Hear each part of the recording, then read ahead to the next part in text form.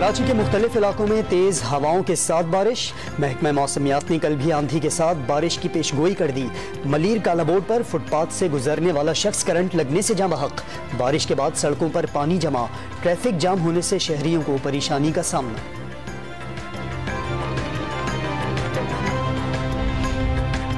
इमरान खान के कत्ल की साजिश की जा रही है। PTI रहनुमा फवाद चौधरी का दावा। कहते हैं हुकूमत ने पहले इमरान खान के खिलाफ दहशतगर्दी के मुकदमात बनाए, अब मजहबी मुनाफरत फैलाकर कत्ल की साजिश की जा रही है।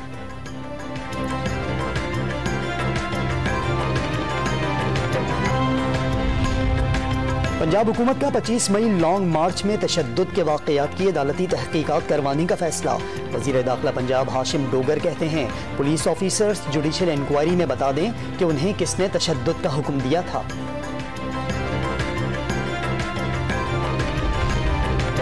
वफाकी वज़ीर सेहत अब्दुल कादिर पटेल ने पहले अद्वियात महंगी न करने का ऐलान किया, फिर काबीना को अद्वियात की कीमतें 10% बढ़ाने की समरी भी अरसाल कर दी। वफाक की काबीना वज़ारत सेहत की समरी का जायजा कल के इजलास में लेगी। और इलेक्शन कमीशन ने कौमी असम्बली के एक और पंजाब असम्बली के 3 हलकों में ज़िमनी इंतखाबात के लिए नई तारीखों का ऐलान कर दिया। N157 Multan, PP 139 Sheikhupura, PP 241 Bahawal नगर और PP 209 खानेवाल में पोलिंग 9 अक्टूबर को होगी।